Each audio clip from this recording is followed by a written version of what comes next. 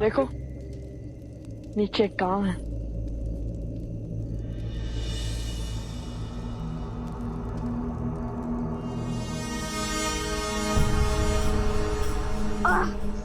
भैया किसी घोड़े ने जिद का आभास है यहाँ। मन बहुत घबरा रहा है।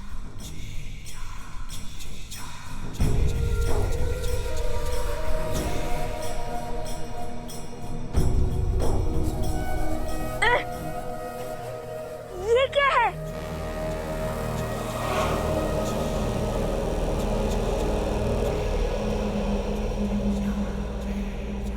क्या अनर्थ हुआ है यहाँ पे?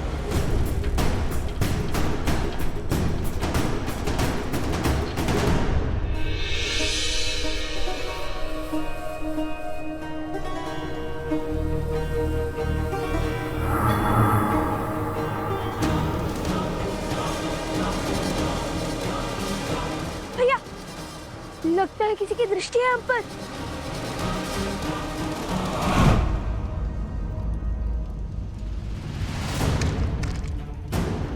भैया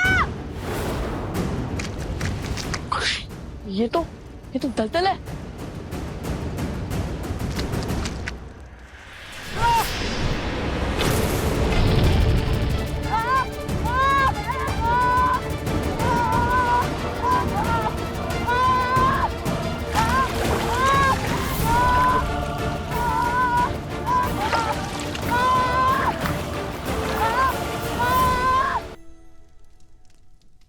लक्ष्मण भैया, ये कैसी प्रतिज्ञा है? भला ऐसा भी क्या संकट आन पड़ा जो आपने अन्न, जल, घर, परिवार सब कुछ त्याग दिया? ऐसी कौन सी आज्ञा की आस है आपको प्रभु श्री राम से? भैया, आपको हुआ क्या है? आप मुझे कुछ बताएंगे?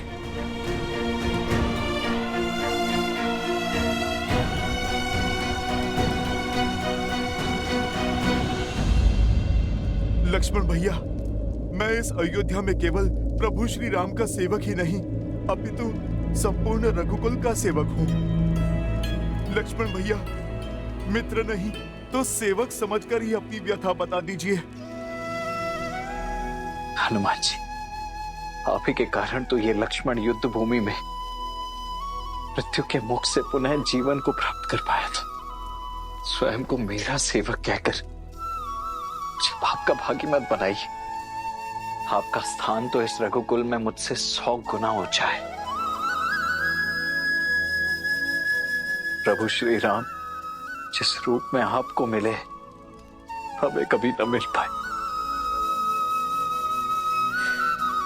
कितने अभागे हैं हम। मैं अपनी व्यथा से आपको चिंतित नहीं करना चाहता,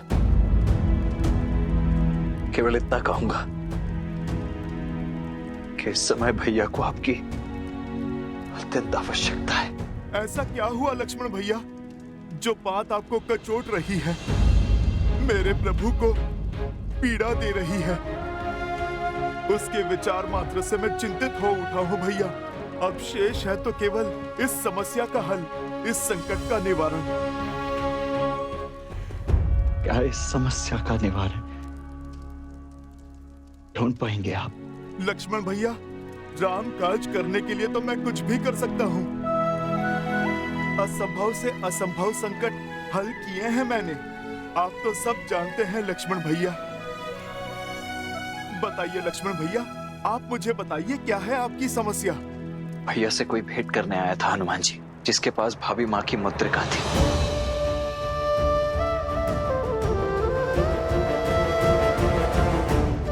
जब मैं उन्हें भैया के कक्ष में लेकर आया तो भैया ने मुझे आदेश दिया कि उनके वार्तालाप के मध्य कोई भी ना आ पाए। लक्ष्मण, हम दोनों एक महत्वपूर्ण चर्चा में हैं। जब तक ये समाप्त ना हो तब तक कोई इस कक्ष के भीतर नहीं आएगा। फिर क्या लक्ष्मण भैया, किसी ने प्रभु की आज्ञा का निरादर किया?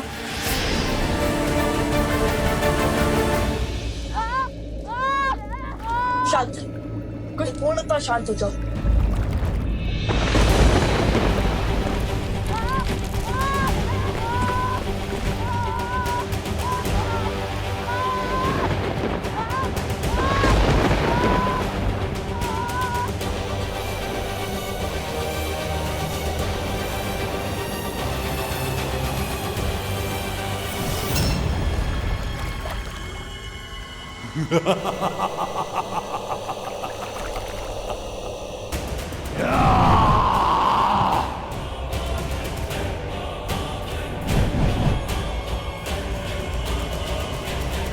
कितना सुंदर क्षण है। अयोध्या के कल लव कुश मेरे पाश में फंसी गए, वो भी इतनी सरलता से। अद्भुत। अच्छा तो तुम हमें पहचानते हो, तो फिर ये भी ज्ञात होगा कि हम तुम जैसे कई असुरों का काल बन चुके हैं। बीते कल की नहीं, इस क्षण की बात करो मूर्ख बालको। तुम्हें फंसाने में मुझे एक क्षण नहीं लगा। इतनी बड़ी बड़ी बातें करते हो, कदाचित तुम समझे नहीं कि तुम किस माया की चपेट में हो। इसलिए तुम्हारी आंखों में भय नहीं, विद्रोह है, युद्ध की ललक है।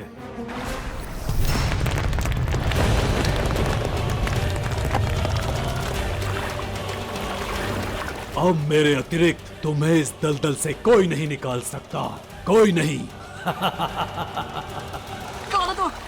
परिचय दो। क्यों नहीं? मृत्यु को प्राप्त होने वाले की अंतिम इच्छा अवश्य संपूर्ण होगी, ताकि तुम्हारी आंखों में भय के बादल देख पाऊं। मैं चंद्रबाहु पुत्र अष्टबाहु हूं।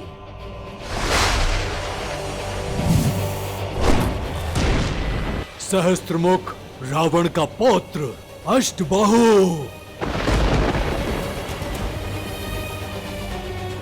मेरे कुल, मेरे परिवार के विनाश का प्रतिशोध है ये कि तुम यहाँ तड़प तड़प कर मरोगे, और तुम्हारे पिता राम तुम्हारे वियोग की पीड़ा में वहां मृत्यु को प्राप्त होगा।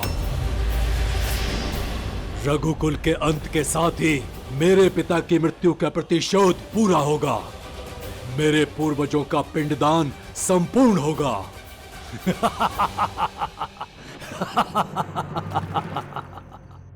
क्या लक्ष्मण भैया, आपके प्रवेश करते ही वो कक्ष से लुप्त हो गए? लक्ष्मण भैया, आपने उन्हें पहचाना नहीं?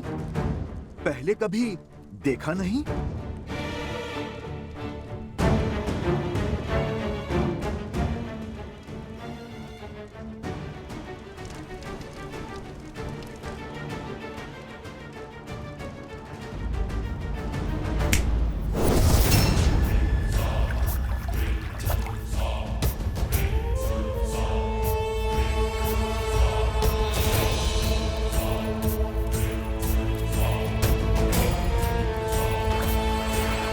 अब धीरे धीरे तुम दोनों मेरे बनाए इस दलदल में धंसते जाओगे और कुछ ही क्षण में मृत्यु को प्राप्त हो जाओगे।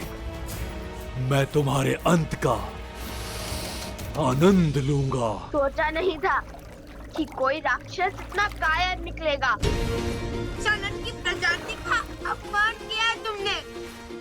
युद्ध से बचने के लिए दलदल का सहारा ले लिया। सत्योष, इस कार्य के लिए तो हमारे धनुष के टंकार ही बहुत है। अच्छा, तो तुम्हें लगता है तुम मुझे अष्टबाहु को युद्ध में हरा पाओगे? अवश्य, इसमें तो कोई संशय ही नहीं है। आवश्यकता से अधिक आत्मविश्वास मृत्यु का कारक होता है मूर्खों। यदि इतना ही सामर्थ्य है तो इस दलदल से निकल कर बताओ। यदि निकल पाए तो युद्ध का अवसर अवश्य दूंगा तुम्हें।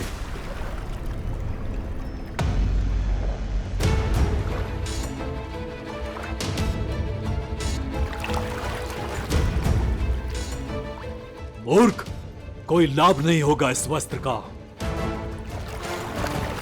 यहाँ आसपास कोई वृक्ष नहीं है जिस पर लटक सको।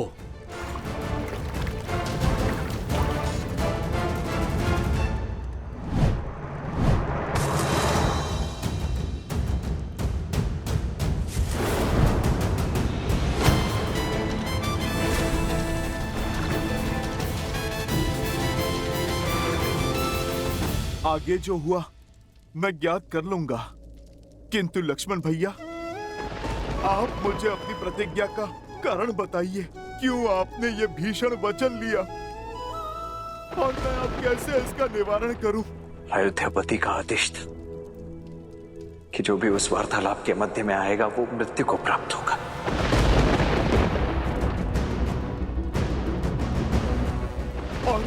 और अयोध्या को बचाने के लिए आपको भीतर जाना पड़ा।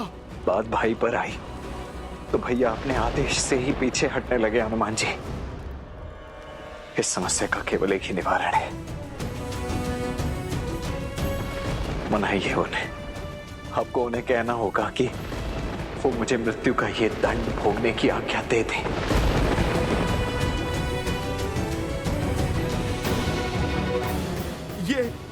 ये क्या कह रहे हैं आप लक्ष्मण भैया? आपके बिना अयोध्या और अयोध्यापति दोनों अपूर्ण हैं। मैं भला प्रभु को कैसे मनाऊं कि आपको मृत्यु दंड? नहीं नहीं भैया, ये सब असंभव है। मैं मानता हूं कि यह कठिन है, किंतु यही तो उचित भी है ना हनुमान जी। चाहिए हनुमान जी, अन्यथा मैं सब कुछ त्याग कर भैया की आज्ञा की प्रतीक्षा करता ही रहूंगा। लक्ष्मण भैया, ये आपने मुझे किस धर्म संकट में डाला है? मैं भला कैसे? मुझे प्रभु से मिलना होगा। चाहिए हनुमान जी, और शुभ समाचार लेकर ही लौटिएगा। अयोध्या की लाज अब आप ही के हाथ में है।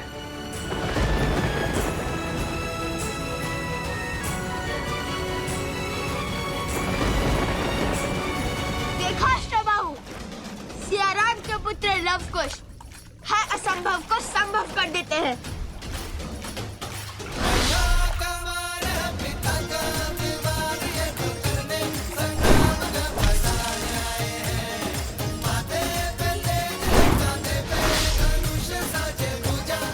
मूर्खता की सीमा पार कर रहे हो बालकों।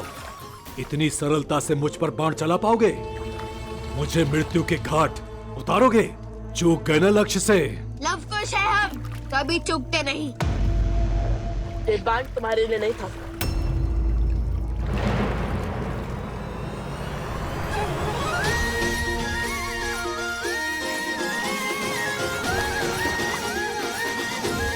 कृष्ण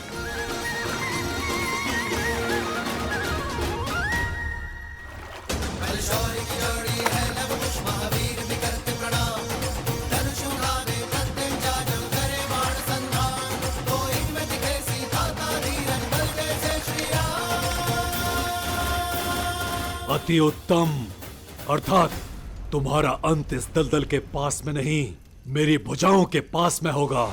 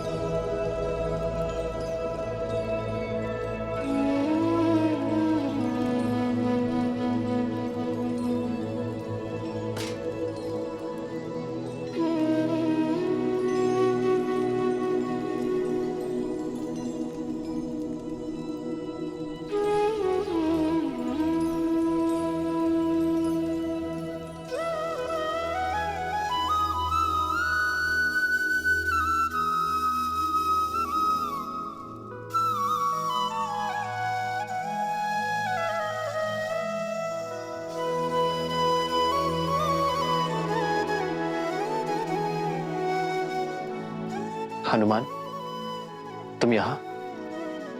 तुम्हें तो लव कुश के साथ होना था। प्रभु, होना तो वही था, पर मैंने आपसे कहा था ना, यदि आपको मेरी आवश्यकता होगी तो मैं स्वयं पहुंच जाऊंगा। रुक क्यों गए हनुमान? आओ।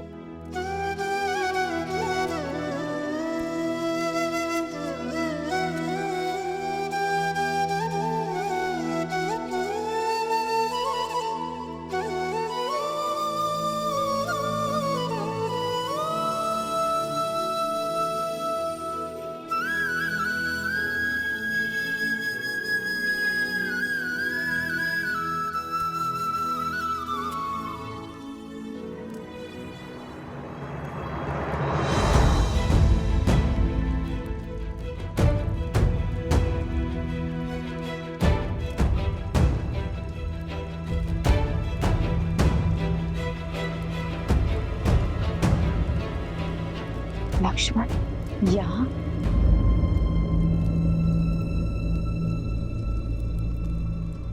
लक्ष्मण,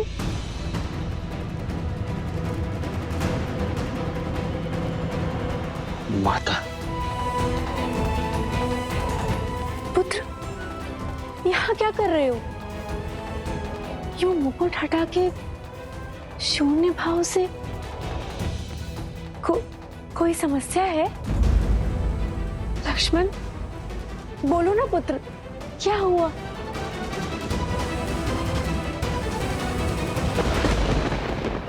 ऐसा क्या कारण था हनुमान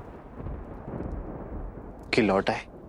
प्रभु, आपका काज बीच में छोड़कर मैं आना तो नहीं चाहता था, किंतु मुझे कुश के स्वप्न ने विचलित कर दिया प्रभु। उन्हें अयोध्या की और प्रभु आपकी चिंता सता रही थी, और यदि संकट मेरे प्रभु श्री राम पर है तो ये भक्त हर काज छोड़ने के लिए सज है प्रभु। प्रभु, मैंने कभी आपसे कोई प्रश्न नहीं किया, कभी भी आपके किसी भी निर्णय पर मैंने संदेह नहीं किया, किंतु प्रभु, क्या आज मुझे आपसे एक प्रश्न पूछने की आज्ञा है? आज तो राम के भाग्य खुल गए कि मेरा प्रिय हनुमान मुझसे प्रश्न पूछने के लिए आतुर है। अवश्य पूछो हनुमान। मेरे प्रभु, जिनके हर कर्म के पीछे उद्देश्य है, वो बिना कारण इतना घोर निर्णय कदापि नहीं कर सकते। केवल कक्ष में पग रखने के लिए किसी को मृत्यु दंड तो नहीं दे सकते।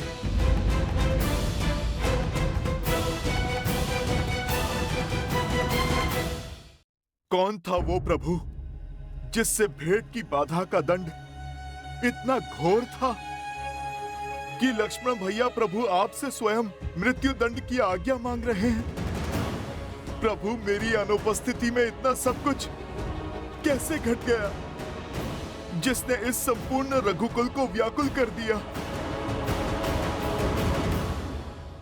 यदि हनुमान को इसकी भनक लगी तो महाबली किस रूप में आ जाएंगे और कितना प्रलय मचाएंगे ये तो मैं भी नहीं जानता कालपुरुष। और इसी कारणवश मैंने हनुमान को लवकुश के साथ अयोध्या से बहुत दूर भेज दिया।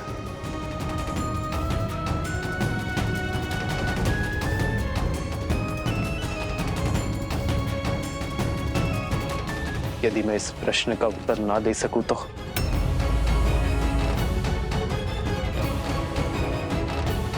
यदि मैं इस सत्य से आवरण ना हटाऊं तो तुम क्रोधित तो नहीं होगे ना हनुमान?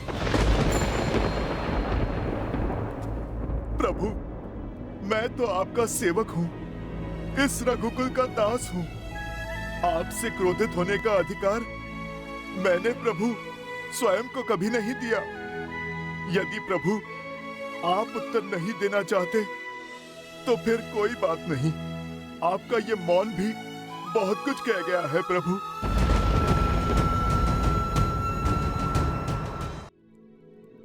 बड़े मीठे शब्द चुनते हो हनुमान। समस्या का निवारण केवल बल से ही नहीं, बुद्धि से भी करने में सक्षम हो तुम। आशा करता हूं कि वचन की उन बेड़ियों से भी परिचित हो जिनसे ऊपर मैं भी नहीं हूं। मैं समझता हूं प्रभु, सब समझता हूं। प्रभु, मैं बस आपसे ये कहना चाहता हूं कि जो घट चुका है उसे मैं बदल तो नहीं सकता।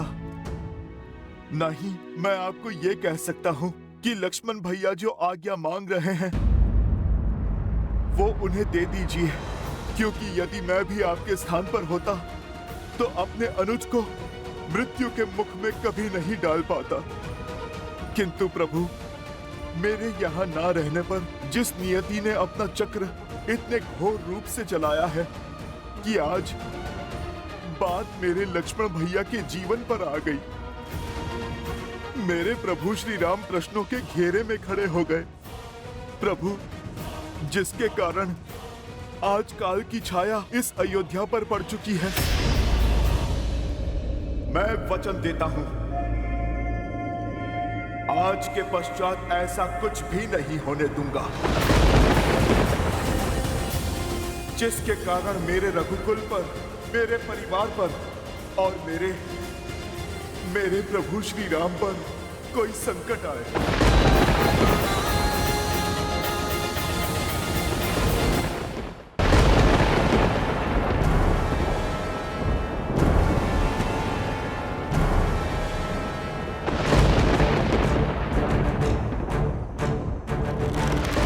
अब होगा एक ही बार में संहार।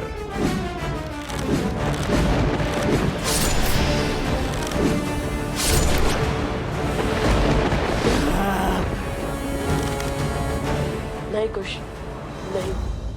इसे अपने बाहुबल पर बहुत अहंकार है।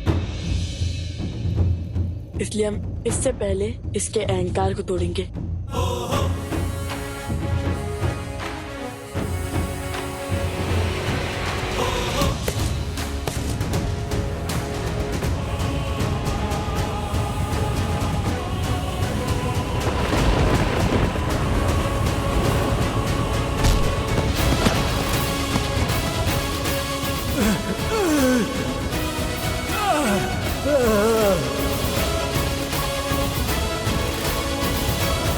अभी भी समय है अष्टबाहु।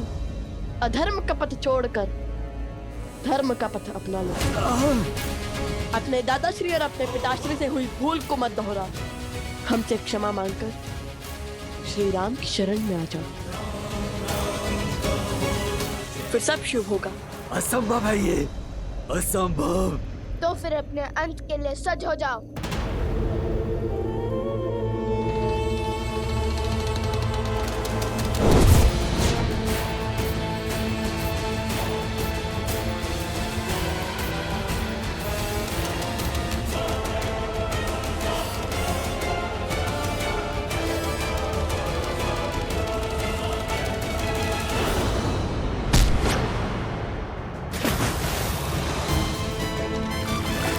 देखा, जो औरों के लिए दलदल बनाता है, स्वयं भी उससे बच नहीं पाता है।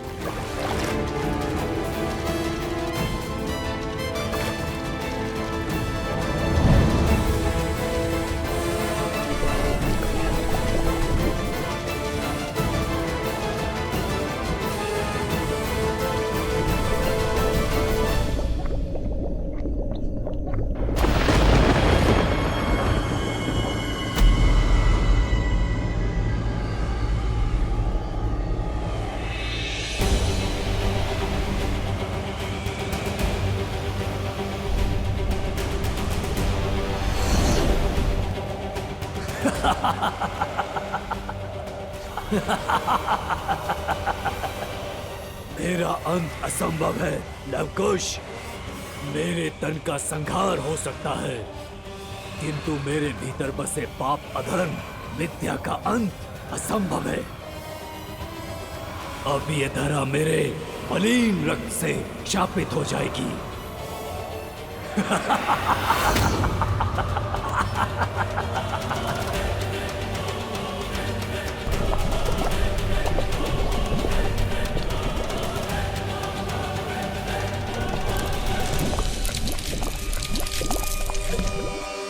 भैया,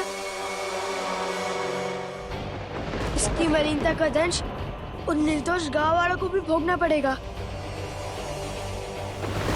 इस दूषित जल से वो मृत्यु को प्राप्त हो जाएंगे।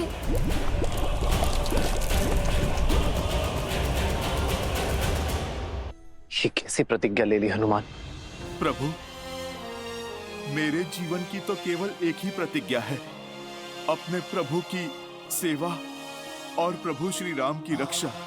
और मुझे इस जीवन में जब जब किसी भी अनिष्ट का आपके प्रति आभास होगा, मैं तब तब प्रभु उस आभास का निवारण करूंगा।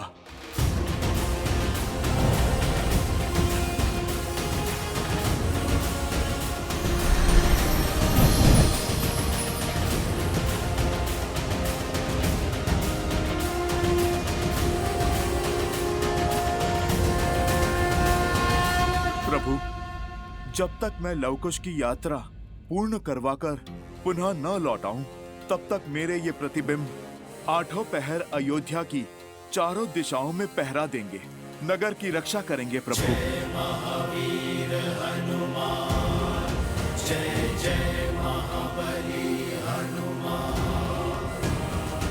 जाओ, पूरब, पश्चिम, उत्तर, दक्षिण चारों ओर अपना स्थान ग्रहण करो।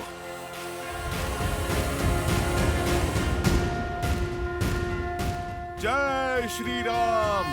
जय हनुमान ज्ञान गुण सागर, जय कपीस तिहु लोक उजागर, रामदूत अतुलित बल धामा, अंजनी पुत्र पवन सुत नामा, राम दुआरे तुम रखवारे, होत न आज्ञा बिनु पैसारे, आपन तेज समारो आगे, तीनों लोक हाथ गए काबे, लाल देह लाली लसे, मरुधरि लाल लकूर, वज्र देह दानव दल, जय जय जय कपीसु। आज्ञा दीजिए प्रभु, आपका अपूर्ण कार्य पूर्ण करके मैं शीघ्र लौटता हूं। यशस्वी भव हनुमान।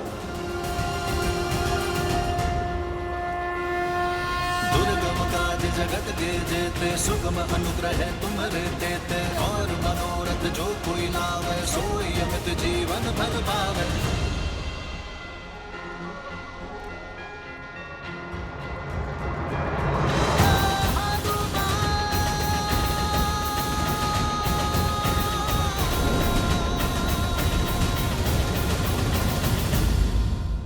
नहीं हनुमान, नहीं, ये नहीं हो सकता। मैं अपने पुत्र को विपदा का ये दंश नहीं झेलने दूंगी। इतने वर्षों के पश्चात अयोध्या के भविष्य राम सिया सब कुछ लौटे हैं। अयोध्या में सब कुछ उचित हो रहा था, तो ये सब क्यों? माता, मन तो मेरा भी व्यतीत है कि मैं यहाँ पर समय पर पहुंच जाता तो कदाचित मैं इस अनर्थ को रोक लेता, किंतु जब तक मेरे पग अयोध्या में पड़े तब तक लक्ष्मण भैया प्रतिज्ञा ले चुके थे। इस प्रतिज्ञा के कारण ही लक्ष्मण भैया आपसे तब तक बात नहीं करेंगे जब तक उन्हें प्रभु से प्रस्थान की आज्ञा ना मिले। माता,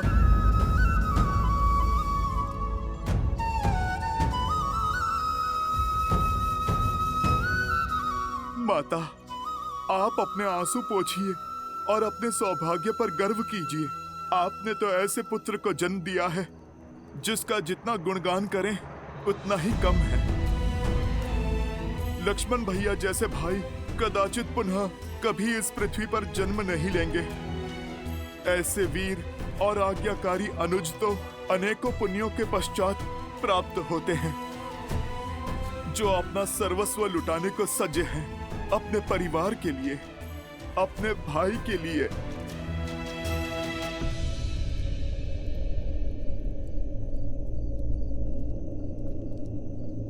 हनुमान जी, भैया से आज्ञा मिली।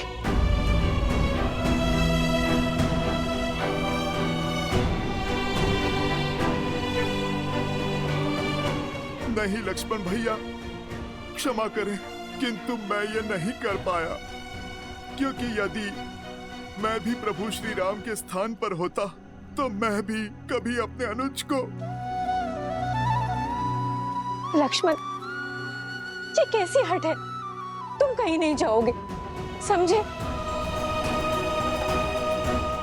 राम का निर्णय 100% उचित है, इसमें अधर्म का कोई अंश नहीं है। नहीं नहीं, मैं तुम्हें कहीं नहीं जाने दूंगी।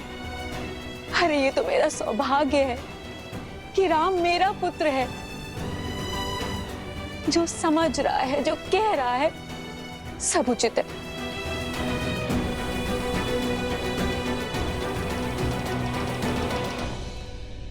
हनुमान जी, अभी माता आहत है, भाव में बह रही है, परंतु मुझे पूरा विश्वास है वो शीघ्र ही अवश्य समझ जाएंगे।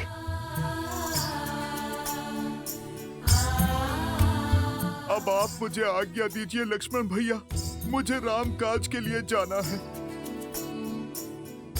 हनुमान जी, अपने इस अनुज को हृदय से नहीं लगाएंगे? किसे ज्ञात इसके पश्चात पुनः भेंट हो भी या नहीं। लक्ष्मण भैया, भीगी नैन विदा दे लखन लक्ष्मण भैया। जन्म जन्म तक रहे राम के संगी।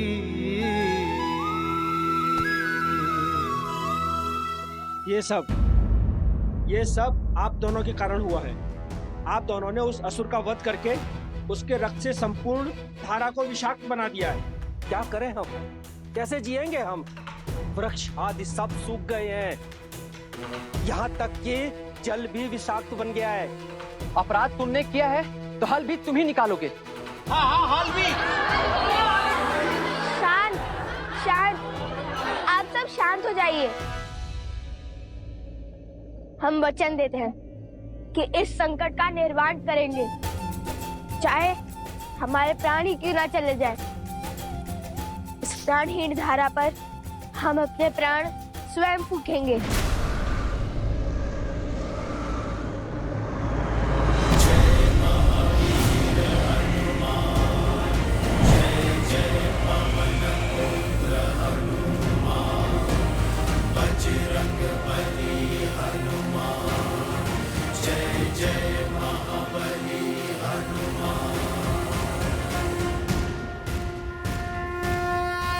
हनुमान जी, अयोध्या में सब शुभ तो है ना? जहाँ प्रभु श्री राम है वहाँ भला अशुभ कैसे हो सकता है? कहा था ना मैंने, वो केवल एक बुरा स्वप्न था।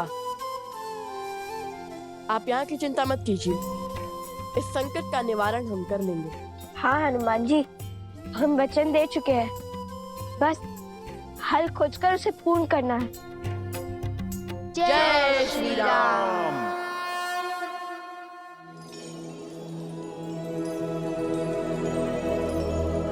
नारायण मन नर की पीर पुकारे, त्याग लखन के रह राम विचारे।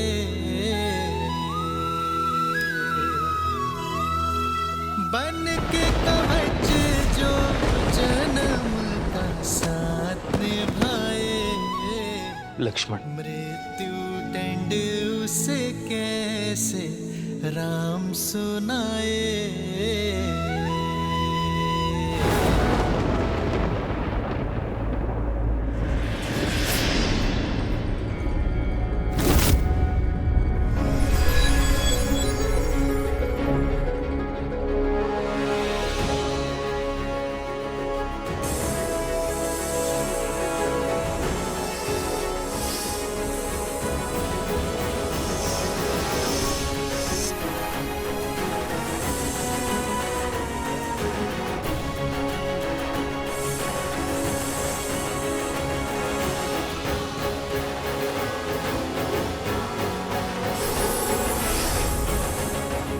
शेषनाग,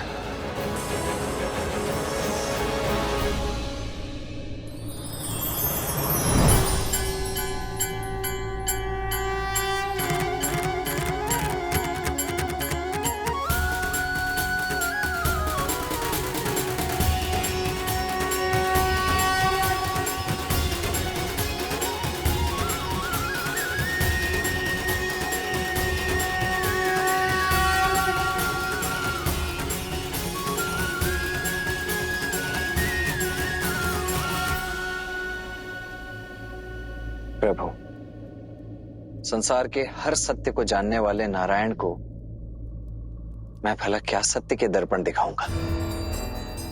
अब आज्ञा दे दीजिए प्रभु, धरती पर मेरा कार्य समाप्त हुआ।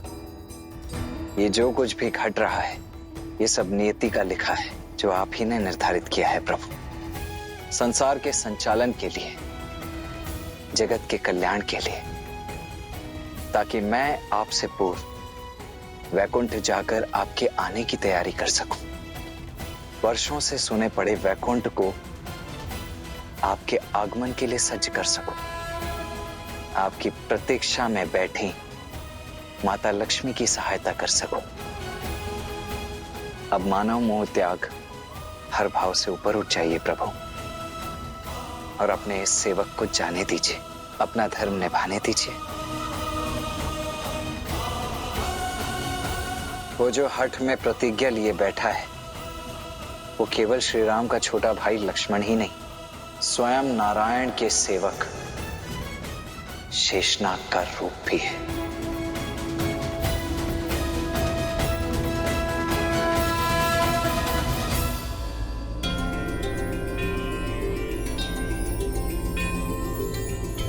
क्या हुआ? अब तक तुम बस सोच ही रहे हो या फिर इस संकट से निकलने का कोई हल भी सूझा? वो सूझा। अति उत्तम। तो फिर बताओ क्या हल है? हल नहीं, केवल हल निकालने का मार्ग सूझा है। ठीक है, कोई बात नहीं, अब जो सूझा है वही बता दो।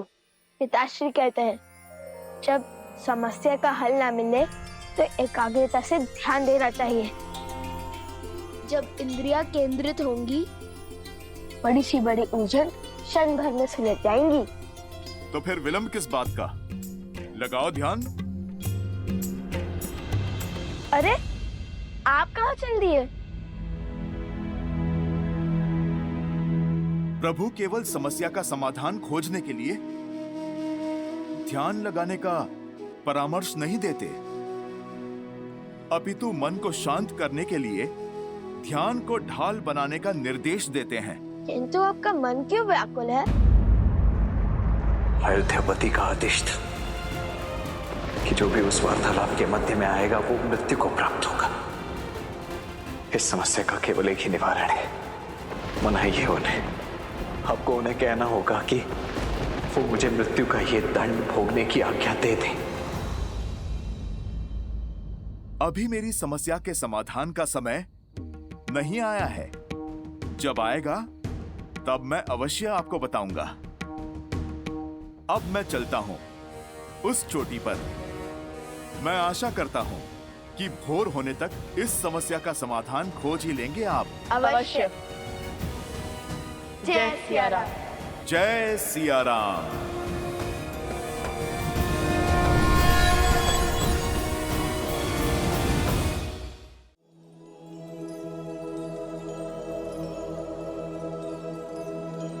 लक्ष्मण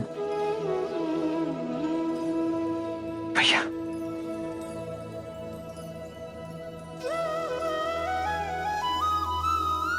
धन्य हुआ मैं और धन्य हुई अयोध्या कि मुझे तुम जैसा राजानुज मिला, जो तुमने इस धरा पर जन्म लिया।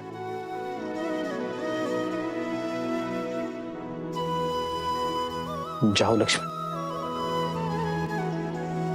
मैं तुम्हें जाने की आज्ञा देता हूं। धन्यवाद भैया। जिससे खोलंका तीर कल्पे रघुराई, उससे खो देने की बेला विकट अबाई।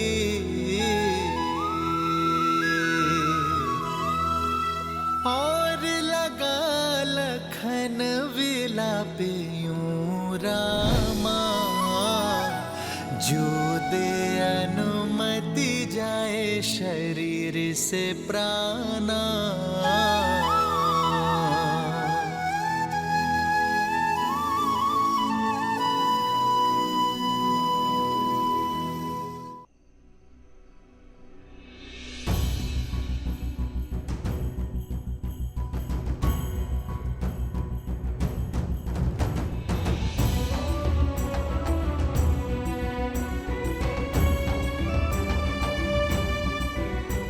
सुमित्रा,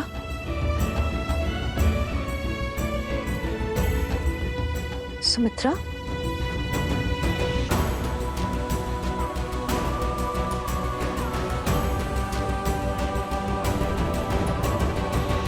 सुमित्रा, अंजल त्याग कर तुम इतनी देर से मंदिर में क्यों बैठी हो? क्या बात है?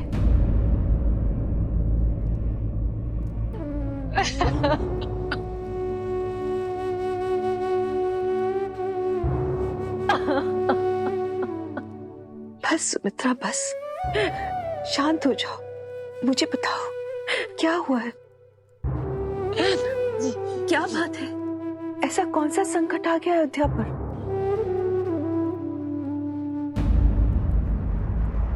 ये श्वेत वस्त्र किसके लिए है? आर्य के लिए।